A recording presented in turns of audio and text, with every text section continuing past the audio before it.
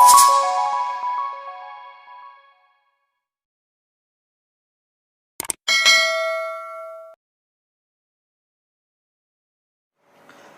my dear student, virtual study হবে তোমাদের পুনরায় স্বাগত। আজকে আমরা আরেকটি ইন্টারেস্টিং টপিক নিয়ে আলোচনা করব, সেটি হচ্ছে পৃষ্ঠটান বা সারফেস টেনশন। এই সম্বন্ধে পুঁথিগত আলোচনার ফার্স্টে কিছু বাস্তব কথা তোমাদের সামনে শেয়ার করতে চাই। সবাই আমরা দেখেছি জলের উপর মাকড়সা বা বিভিন্ন পোকামাকড় হেঁটে বেড়াচ্ছে, বা ধরো লোহার সুচ বা ব্লেড জাতীয় যে জিনিসগুলো আছে সেগুলিকে আমি অনুভূমিভাবে জলের উপর রাখি, তাহলে সেগুলো ভাসছে। বা ছোটবেলাতে সবার বাড়িতে একটা এক্সাম্পল বা একটা এরকম ঘটনা হয়তো ঘটেছে, আমরা জনবায়ুর জন্য যে থার্মোমিটার ব্যবহার করি, কোনো কারণে অসাবধানতাবশত সেই থার্মোমিটার আমাদের হাত থেকে পড়ে গেছে, ভেঙে গেছে। তাহলে ওই থার্মোমিটার ভেঙে যাওয়ার পর পারদ যেগুলো থাকে, পারদ মার্কেট যেগুলো থাকে, সেগুলো ওটা নিজে ছড়িয়ে পড়েছে। তো তোমরা হয়তো ট্রাই করে দেখেছো, বা যাদের এই অভিজ্ঞতাটা আছে তারা দেখবে হয়তো সেই পারদের টুকরোগুলো কিন্তু আমরা সহজে হাত দিয়ে ধরতে পারি না। হাত দিয়ে মনে হয় পিছলে যাচ্ছে, সহজে কিন্তু আমরা হাত দিয়ে চিপে ধরতে পারি না। এই যে আলোচনাগুলো আমরা করলাম, উদাহরণগুলো তোমাদের সামনে করলাম, সেগুলো কিন্তু সবকটা হচ্ছে বিজ্ঞানের একটি বিশেষ ধর্মের জন্য বা প্রবাহের একটা বিশেষ ধর্মের জন্য, সেটি হচ্ছে আমাদের পৃষ্ঠটান বা সারফেস টেনশন। তাহলে পৃষ্ঠটান কথাটি আমরা কাকে বলবো?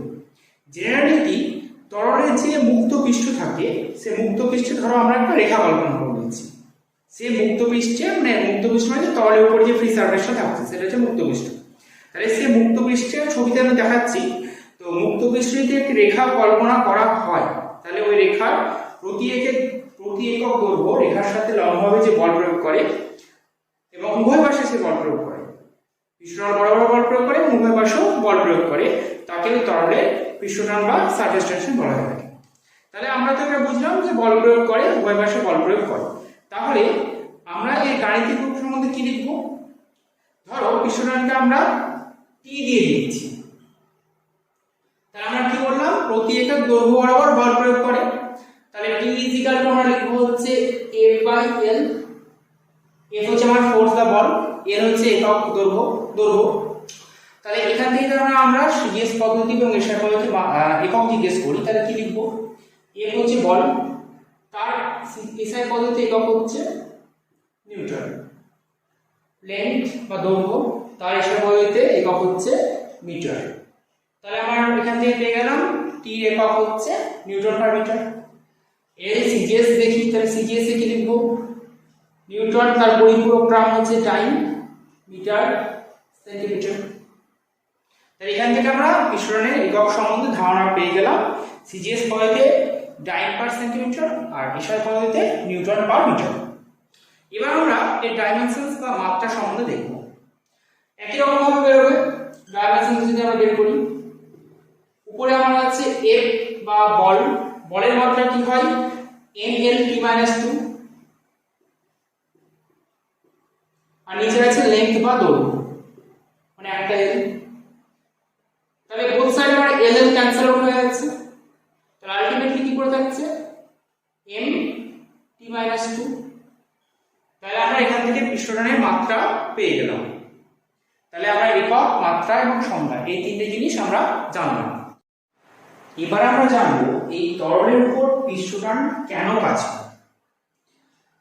আমরা তো পৃষ্ঠটান কি এবং তার সংজ্ঞা এবং উদাহরণ এবং একক সম্বন্ধে জানলাম, কিন্তু তরলের উপর এই পৃষ্ঠটান কেন কাজ করে এর প্রসঙ্গে একটা কথা বলা যায় যে তরলের মধ্যে অসংখ্য অণু বর্তমান।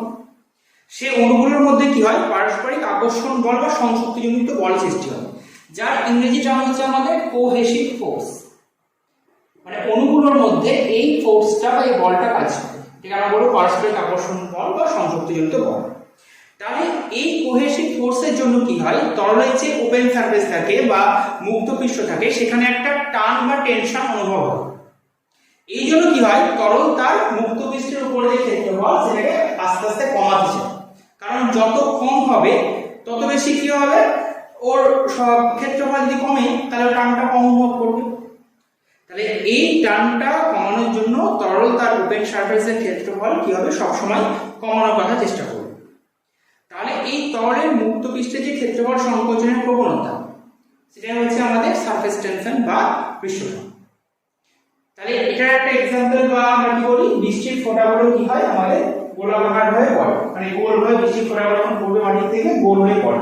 তাহলে এটাও এই কারণের জন্য, কারণ কি হবে আমরা জানি গোলক একটা যদি মুক্ত পৃষ্ঠ থাকে তাহলে গোলক যদি হয় তাহলে গোলাকার বা কোনো জিনিস বৃত্তের ক্ষেত্রফল যেটা গোলক হলে সবচেয়ে পৃষ্ঠ ক্ষেত্রফল সবচেয়ে কম হয়। তার জন্য কি হবে, তার জন্য ও চাইছে ক্ষেত্রফল হ্রাস করতে, তাহলে ওরা বৃষ্টির ফোঁটাটা গোলাকার হয়ে আমাদের কাছে পড়ছে। এবার আমরা দেখে নেব এই পৃষ্ঠটান বা সারফেস টেনশন কোন কোন জিনিসের উপর বা বিষয়ের উপর নির্ভর করে, মানে factors affecting the surface tension. সব প্রথমে আমাদের যার কথা বলতে হয় 1 নম্বর পয়েন্ট, সেটি হচ্ছে টেম্পারেচার বা তাপমাত্রা। জেনারেলি কি দেখা যায়, তাপমাত্রা যদি বাড়ে তাহলে আমাদের তরলের পৃষ্ঠটান হ্রাস পায়, কিন্তু এই তাপমাত্রা বাড়াতে বাড়াতে একটা নির্দিষ্ট তাপমাত্রা চলে আসে, সেখানে কিন্তু এই আমাদের তরলের পৃষ্ঠটান লোপ পায় বা শূন্য হয়ে যায়। এই তাপমাত্রাকে আমরা বলবো ক্রিটিক্যাল টেম্পারেচার বা সংকট টেম্পারেচার বা সংকট উষ্ণতা। তাহলে কি বললাম, তাপমাত্রা বাড়লে জেনারেলি কি হয়, পৃষ্ঠটান হ্রাস পায়, কিন্তু একটা নির্দিষ্ট তাপমাত্রা যখন পৌঁছায় তখন তরলের পৃষ্ঠটান বা সারফেস টেনশন শূন্য হয়ে যায়, তাকে আমরা বলবো সংকট উষ্ণতা বা ক্রিটিক্যাল টেম্পারেচার। তোমাদের জন্য একটা প্রশ্ন থাকবে, জলের সংকট উষ্ণতা কত, এটি আমরা কমেন্টস করে জানাবো। পরের যে টপিক নিয়ে আমরা বলবো সেটি হচ্ছে আমার দূষণ। দূষণ মানে কি, তরলের মধ্যে ধরো অন্য কোনো অপদ্রব্য বা বাইরে থেকে আমরা কোনো কিছু দিচ্ছি বা মেশাচ্ছি, তাহলে যদি এরকম হয়ে থাকে তাহলে কি হবে, পৃষ্ঠটান কমে যাবে। যেমন কি, যেমন ধরো জলের উপর আমরা ধরো তেল বা চর্বি কিছু মিশিয়ে দিই, তাহলে কি হবে, পৃষ্ঠটান হ্রাস পাবে। তাহলে কোনো জিনিসের উপর যদি আমরা কোনো কিছু অন্য কিছু বিষয় মিশাই, তরলের সাথে অন্য কোনো অপদ্রব্য মেশাই, তাহলে কি হবে, পৃষ্ঠটান হ্রাস পাবে। 3 নম্বর পয়েন্ট হচ্ছে দ্রবীভূত পদার্থের প্রকৃতি। মানে কি, তরলের সাথে যদি আমরা, এটা দুই রকম ভাবে হতে পারে, একটা হচ্ছে কি জৈব পদার্থ, একটা হচ্ছে অজৈব পদার্থ। তো জেনারেলি দেখা গেছে যে তরলে যদি আমরা অজৈব পদার্থ দ্রবীভূত করি তাহলে সেই তরলের পৃষ্ঠটান বৃদ্ধি পায়, কিন্তু জৈব পদার্থ যদি মেশাই তাহলে পৃষ্ঠটান হ্রাস পায়।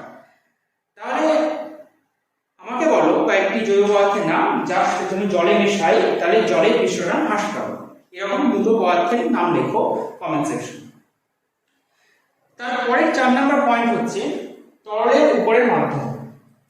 ব্যাপারটা কি, তরলের যে মুক্ত পৃষ্ঠ তার যে উপরে যে মাধ্যম তার উপর কিন্তু পৃষ্ঠটান নির্ভর করে থাকে।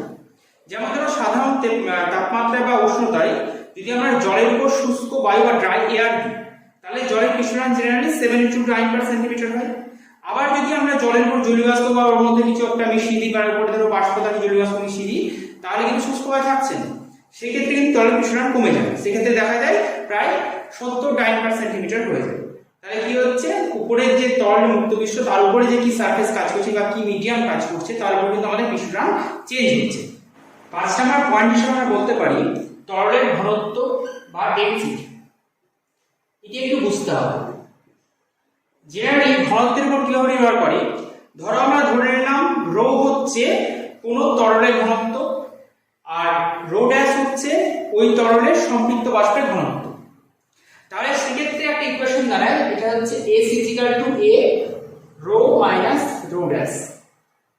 আমি আরেকবার ক্লিয়ার করে দিচ্ছি, S দিয়ে আমরা পৃষ্ঠটান লিখছি, এ হচ্ছে যে কোনো আরবিট্রারি ধ্রুবক বা যে কোনো কনস্ট্যান্ট, রো হচ্ছে আমার কি, সে তরলের ঘনত্ব যে তরলের পৃষ্ঠটান আমরা ক্যালকুলেট করছি, আর রো ড্যাশ হচ্ছে সে তরলের সম্পৃক্ত অবস্থায় ঘনত্ব, মানে সম্পৃক্ত বাষ্প যে তার যে ঘনত্ব সেটাকে রো ড্যাশ দিয়ে লিখছি। তাহলে এখানে কি হচ্ছে, এবার ধরো তরলের যে সম্পৃক্ত বাষ্পের ঘনত্ব সেটা যদি আমরা বৃদ্ধি করি তাহলে তরলের পৃষ্ঠটান কি হবে, হ্রাস পাবে, বৃদ্ধি পাবে, অবভিয়াসলি হ্রাস পাবে। তার কারণ তরলের ঘনত্ব তো জেনারেলি সেম রাখছি, এই একটা ধ্রুবক মানে চেঞ্জ হচ্ছে না। তাহলে আমরা যদি রো ড্যাশের ভ্যালু বাড়াতে থাকি তাহলে নিশ্চয়ই এটা থেকে এটা বিয়োগ হয়ে এটা যদি বড় হয়ে যায় তাহলে নিশ্চয়ই S এর মান কমবে। তাহলে আমরা কি বুঝলাম, কোন তরলের যদি সম্পৃক্ত বাষ্পের ঘনত্ব আমরা বৃদ্ধি করি তাহলে পৃষ্ঠটান আমার হ্রাস পাচ্ছে।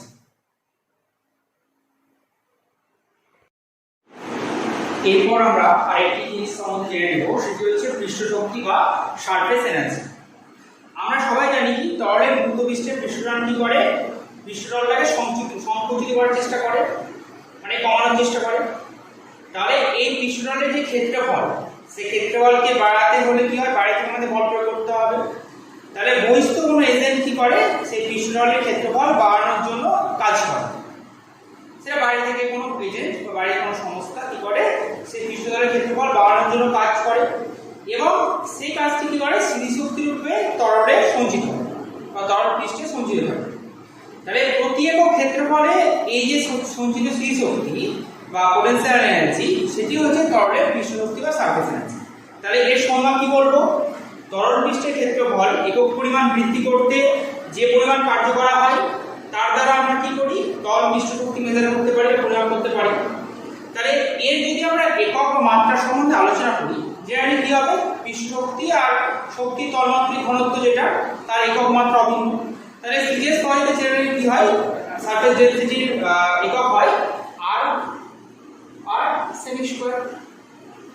তাহলে সারফেস এনার্জিও তাই হচ্ছে। তাহলে সিজিএস পয়েন্টে একক হচ্ছে r/সেন্টিমিটার স্কয়ার। তাহলে এই সাইড পদ্ধতি কি হবে, এটা হচ্ছে আমার সিজিএস পদ্ধতি। তাহলে এই সাইড পদ্ধতি কি হবে, r এর পরিপূরক রাশি হচ্ছে জুল আর সেন্টিমিটার স্কয়ার, মানে এখানে হবে মিটার স্কয়ার। তাহলে পৃষ্ঠশক্তি আমরা দুটো একক, দুটো পদ্ধতির একক আমরা দেখে নিলাম। আচ্ছা, মাত্রা। তাহলে মাত্রা সম্বন্ধে কি বলবো, শক্তি সমান কি দেখা যায়, শক্তি হচ্ছে পৃষ্ঠশক্তি মাত্রা, মানে উপরে আমরা কি বুঝতে পারছি, ওয়ার্ক ডান বসাবো, ওয়ার্ক বা কার্য, আর নিচে হচ্ছে কি ক্ষেত্রফল। অবভিয়াসলি আমি একক ক্ষেত্রফল কথাটা বলেছিলাম, নিচে হচ্ছে এরিয়া বা ক্ষেত্রফল।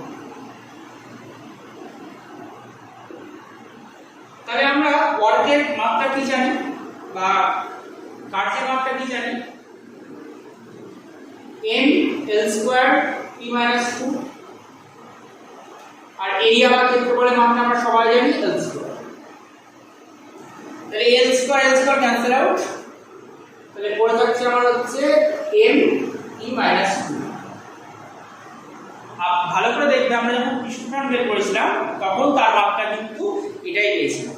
তাহলে মাত্রাগতভাবে পৃষ্ঠটান ও পৃষ্ঠশক্তি এই দুটো মাত্রা কিন্তু অভিন্ন। ওটারও mt - 2 বেরিয়েছিল আর এটারও mt - 2 বেরিয়েছিল। তাহলে আমরা পৃষ্ঠটান এবং পৃষ্ঠশক্তি সম্বন্ধে দেখলাম সংখ্যাগতভাবে তারা অভিন্ন, মানে সংখ্যাগতভাবে পৃষ্ঠশক্তি যা, পৃষ্ঠটানও তাই। সে প্রসঙ্গে যখন পৃষ্ঠশক্তি পড়েছিলাম তখন আমরা এটা কি করেছিলাম, পৃষ্ঠশক্তি ইজিক্যাল টু কৃতকার্য বা ক্ষেত্রফল বৃদ্ধি। তাহলে এবার আমরা একটা গাণিতিক সমীকরণ দেখে নিই, গাণিতিক সেই সমস্যা আমরা সমাধান করার চেষ্টা করি, সেই ফর্মুলা কাজে লাগাই। সমস্যাটা কি বলেছে, বায়ুর মধ্যে একটি সাবানের বুদবুদের ব্যাসার্ধ 1 সেন্টিমিটার থেকে বৃদ্ধি করে 3 সেন্টিমিটার করা হয়। এর জন্য কত কার্য করতে হবে, আর আমাকে ডেটা দেওয়া আছে সাবান জলে পৃষ্ঠটান 26 ডাইন/সেন্টিমিটার। তাহলে আমরা ওখানে এটা পেয়ে গেছিলাম, সেটা হচ্ছে আমরা যদি পৃষ্ঠটানকে s দিয়ে লিখি, তাহলে s ইজিক্যাল টু কি পাবো, w/a, মানে এরিয়া। তাহলে পৃষ্ঠটান is equal to work done by area. তাহলে আমাকে এখানে কি জিজ্ঞেস করেছে, আমাকে জিজ্ঞেস করছে এর জন্য কত কার্য করতে হবে, মানে আমাকে w জিজ্ঞেস করছে। তাহলে আমরা পরের লাইনে লিখে নিচ্ছি w ইজিক্যাল টু, তাহলে s ইনটু a। তাহলে এবার অঙ্কে দেখে নিই কি কি ডেটা আমাকে দিয়েছে। w is equal to s into a, তাহলে s এর ভ্যালু অলরেডি করেছে 26 ডাইন/সেন্টিমিটার। আর এখানে যে এ বা ক্ষেত্রফল বলেছে, এটা কিন্তু ক্ষেত্রফল বৃদ্ধি। তাহলে গোলকের ক্ষেত্রে আমরা ক্ষেত্রফলের ফর্মুলা কি জানি, গোলকের ক্ষেত্রে আমরা ক্ষেত্রফলের ফর্মুলা জানি 4πr², কারণ তলের মুক্ত তলটা তো গোলকই হয়। তাহলে গোলকের ক্ষেত্রফলের ফর্মুলা 4πr²। কিন্তু এখানে তো যে ব্যাসার্ধ, আরটা হচ্ছে ব্যাসার্ধ, তাহলে ব্যাসার্ধ কিন্তু এখানে চেঞ্জ হয়েছে, 1 সেন্টিমিটার ছিল সেখান থেকে ওরা 3 সেন্টিমিটার করেছে। তাহলে এখানে নতুন মডিফাইড ফর্মুলা হবে 4πr2 - r1, r2² - r1²। তাহলে এটা আমার হলো ক্ষেত্রফলের ফর্মুলা। এবার এই মানগুলো আমরা এখানে বসাচ্ছি। তাহলে এখানে w থাকলো, তাহলে এখানে আমার w থাকলো, s 26 বলেছিল, বসালাম। এর ভ্যালু 4, পাই হচ্ছে 22/7, R2 মানে 3 স্কোয়ার, R1 মানে 1 স্কোয়ার।